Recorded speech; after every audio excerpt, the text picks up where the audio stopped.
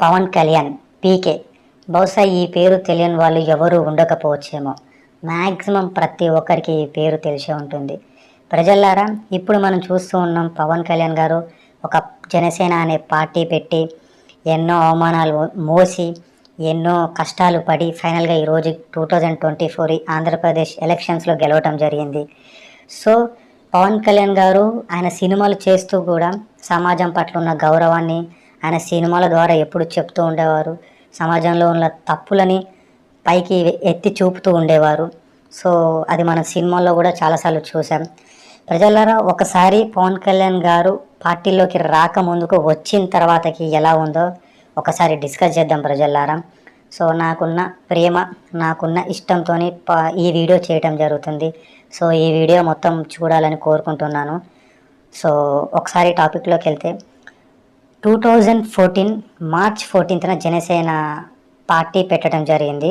So ఒక్కసారి 2014 before వెళ్తే, so సినిమాల ద్వారా మనకి పవన్ కళ్యాణ్ గారు తెలుసు. సో ఆ సినిమాల ద్వారానే ఎంతోమంది అభిమానులను పొందడం జరిగింది. సో అభిమానులు అంటే మామూలు అభిమానులు కాదు.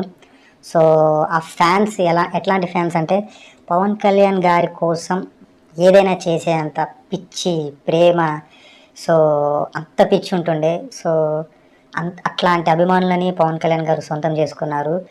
సో ఇది బహుశా పవన్ కళ్యాణ్ గారికి సాధ్యమయ్యింది అనుకుంటా. 2000లో ఖుషి వచ్చింది, అది చాలా పెద్ద హిట్ అయింది, అది అందరికీ తెలిసిందే.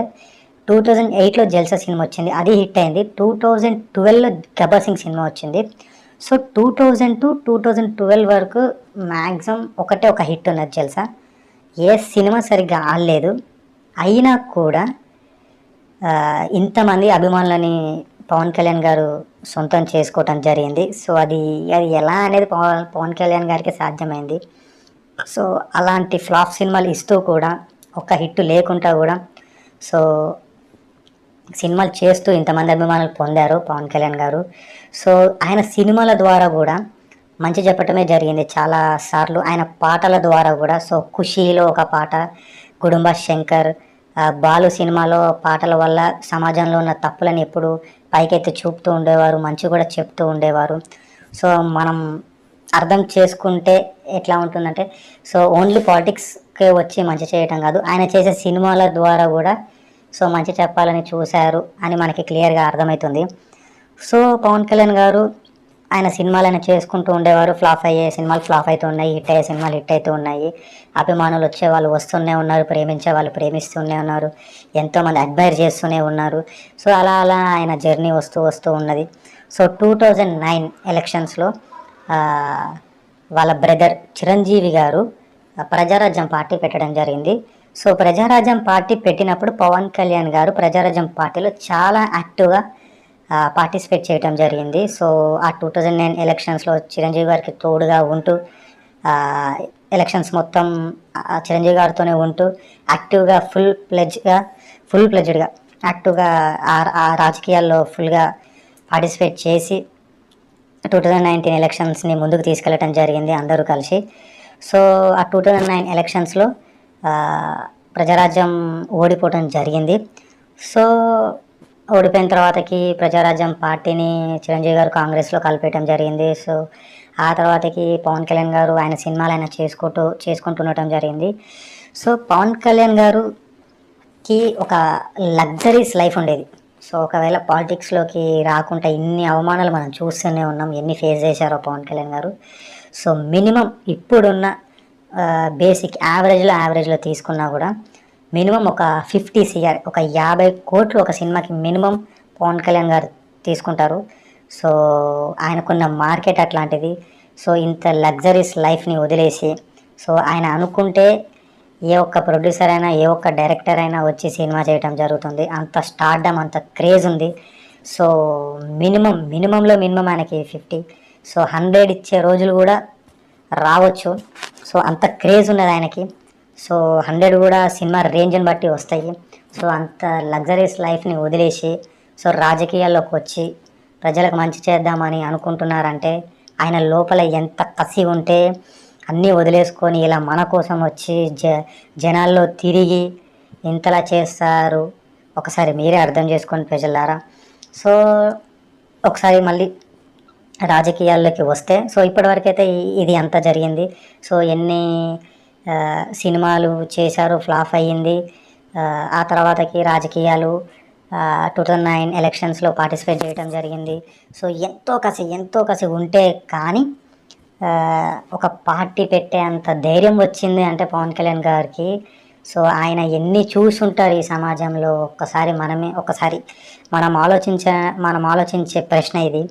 సో అలా ఆయనకున్న ఫుల్ కాన్ఫిడెన్స్తోని 2014 జనసేన పార్టీని పెట్టడం జరిగింది, March 14th రోజు. సో పెట్టినప్పుడు చాలామంది పవన్ కళ్యాణ్ గారి మీద కామెంట్స్ చేయటం జరిగింది. సో మీ అన్న చిరంజీవి గారే పార్టీ పెట్టారు, ఆయన ఏమీ చేయలేక చేతులు ఎత్తేసి కాంగ్రెస్లో కలపటం జరిగింది, నీ వల్ల ఏమవుతుందని అన్నారు. సో ఆయన ఏం రెస్పాండ్ కాలేదు. యాజ్ యూజువల్ ఆయన వెనక్కి తగ్గకుండా 2014లో పోటీ చేయడం జరిగింది. సో ఫుల్ డిసప్పాయింట్మెంట్, ఒక్క సీటు కూడా రాలేదు. సో అయినా కూడా వెనక్కి తగ్గకుండా సో సినిమాలు చేసుకుంటూ ఆ సినిమాల్లో చేస్తే వచ్చిన మనీ నుంచి మనీతోని పార్టీని ముందుకి నడపటం జరిగింది. స్లోగా అలా 2014 నుంచి 19 వరకు స్లోగా వచ్చారు. 2019లో ఎలక్షన్స్ జరిగాయి. సో 2019 ఎలక్షన్స్లో జనసేన పార్టీ పార్టిసిపేట్ చేయటం జరిగింది ఆంధ్రప్రదేశ్ నుంచి. సో ఒక సీట్ గెలవటం జరిగింది జనసేన పార్టీ. పవన్ కళ్యాణ్ గారు పోటీ చేసిన 2 ఏరియాస్లో ఓడిపోవటం జరిగింది. ఫుల్ డిసప్పాయింట్మెంట్ మళ్ళీ. సో అయినా కూడా పవన్ కళ్యాణ్ గారు అస్సలు తగ్గకుండా గివప్ ఇవ్వకుండా ప్రయత్నించారు, చాలా ప్రయత్నించారు. సో ఆ తర్వాతకి చాలాసార్లు వైఎస్ఆర్సీపీ పార్టీ పవన్ కళ్యాణ్ గారిని అవమానించడం జరిగింది. మీకు 3 భార్యలు అని ఏదో ఒక రకంగా పవన్ కళ్యాణ్ గారిని అవమానించడం జరిగింది. సో కొన్ని ఏరియాస్లోకి వస్తుంటే సరిగ్గా ఎంట్రీ కూడా ఇవ్వలేదు, ఆపేయటం జరిగింది, ఎంట్రీ రానికుంటే ఆపేయటం జరిగింది. సో ఇలా ఎన్నో అవమానాలు మోసారు పవన్ కళ్యాణ్ గారు. సో వైఎస్ఆర్సీపీ పార్టీ ఎన్నో దారుణాలు చేసింది.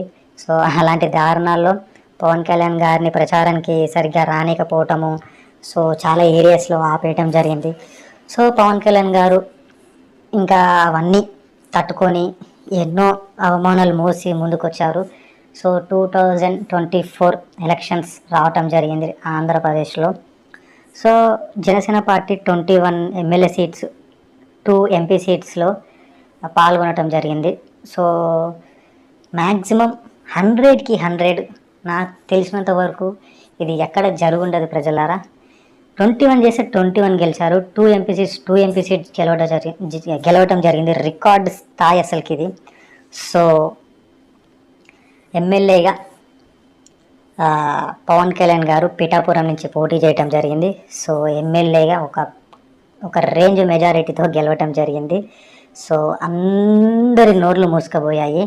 సో 10 సంవత్సరాలు 10 ఇయర్స్ ఆయన ఎంతో కష్టపడి ఎన్నో అవమానాలు మోసి ఎంతోమంది తిట్టారు, నీ వల్ల కాదన్నారు, నీ వల్ల చేత కాదన్నారు. అయినా కూడా ఆయన తట్టుకొని ఆయన భుజాల మీద ఒక జనసేన పార్టీని మోసి 2014 పెట్టినప్పుడు ఎలాంటి కండిషన్లో ఉన్నారంటే ఎలాంటిగా నేను ఏం చేయాలి, ఆయన మైండ్ సెట్, నేను ఏ రోజు గివప్ ఇవ్వకుండా అవమానాలు వచ్చినా తట్టుకొని ముందుకు వెళ్ళాలని ఎలాంటి మైండ్ సెట్లో ఉన్నారో, ఎన్ని కష్టాలు వచ్చినా కానీ అవి తట్టుకొని ఈరోజు ముందుకొచ్చి 10 సంవత్సరాలు పట్టింది. సో ఫైనల్గా పవన్ కళ్యాణ్ గారు గెలిచారు. సో అంతకు మించి సంతోషం ఇంకా మనకి ఉండదు. సో గెలిచారు, ఎమ్మెల్యేగా సభలో ఎంట్రీ ఇచ్చారు. సో గెలిచిన తర్వాతకి డిప్యూటీ సీఎం అయ్యారు. Panchayat raj, rural development, rural water supply, environment, forest science and technology పోర్ట్ఫోలియోలో ఛార్జెస్ తీసుకోవటం జరిగింది. సో ఆల్మోస్ట్ ఇన్ని అవమానాలు మోసి కూడా ఎంతో కష్టపడి ఫైనల్గా మన కోసం ఆయన ఇన్ని లగ్జరీస్ లైఫ్ని వదులుకొని కూడా వచ్చారు. సో ప్రజల్లారా, ఒక మంచి నాయకుడు వచ్చాడు. సో పవన్ కళ్యాణ్ గారు, మీరు ఇలాగే ఇలాగే ఉంటూ సో మీరు మంచి చేస్తారని ఆశించి 100కి 100 మార్క్స్ మీకు ఇవ్వటం జరిగింది. సో మీరు ఇలా మంచి చేస్తూ మీరు గెలవ ముందుకే ఎంతో మంచి చేశారు. సో గెలిచాక ఇంకా ఎంత మంచి చేస్తారని ఒక హోప్తోనే మీకు ఇంత పెద్ద గెలుపు ఇవ్వటం జరిగింది. సో ఫైనల్గా మీరు గెలిచారు. మీరు గెలిస్తే మేము గెలిచాము అనుకున్నాము. సో మీరు గెలిచారు కాబట్టి సో ఈ 5 సంవత్సరాలు మంచిగా రూల్ చేస్తే ఈ నెక్స్ట్ ఎలక్షన్స్ కాకపోయినా ఇంకో నెక్స్ట్ ఎలక్షన్స్కి పక్కా మీరు సేమ్ అవుతారు సార్. సో ఇది గ్యారంటీ. అంటే ఇలానే మీరుండి చాలా మంచి చేస్తూ ప్రజల దగ్గర మంచి పేరు తెచ్చుకుంటూ ప్రజలకు కావాల్సినవన్నీ చూసుకుంటూ మీరు ఇలానే వెళ్తే నెక్స్ట్ టైం కాకపోయినా ఇంకొక నెక్స్ట్ టైం వచ్చే ఎలక్షన్స్లో అయినా మీరు పక్కా సేమ్ అవుతారు సార్. మీరు సేమ్ అవ్వాలని మేము కోరుకుంటున్నాము.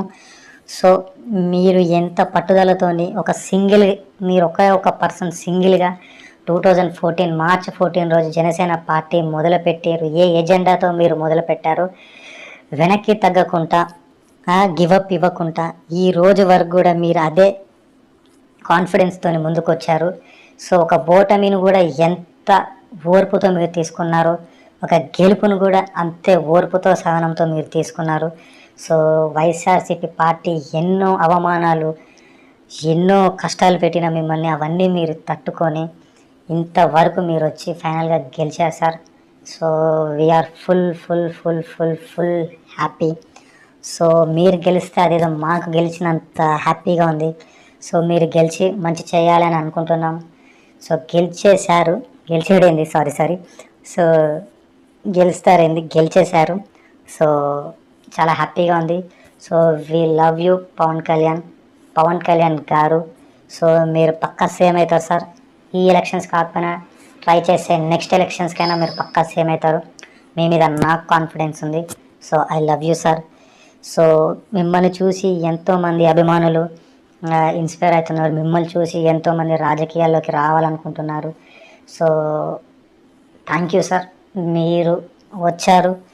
సో ఒక గేమ్ చేంజర్గా నిలిచారు ఒక ఆంధ్రప్రదేశ్ ఎలక్షన్స్లో. సో మీ వల్ల చేత కాదు అన్న పర్సన్సే ఈరోజు మీ వల్ల ఏది కాదు అన్న పర్సన్సే అందరు నోర్లు మూసుకొని పోయాయి. సో పట్టుదలతో ఉంటే ఏదైనా సాధించవచ్చు, ఏదైనా చేయొచ్చు అనేదానికి మీ పొలిటికల్ జర్నీ ఒక ఎగ్జాంపుల్ సార్. 10 years పట్టింది మీరు గెలవడానికి. సో ఫైనల్గా మీరు గెలిచారు. So we're very happy sir. So we love you. So ఇలానే మీరు మంచి చేస్తూ ఉండండి సార్. మేము మీకు ఎప్పుడు సపోర్ట్ చేస్తూనే ఉంటాం. So love you sir. We love you for ever and ever. Thank you so much sir.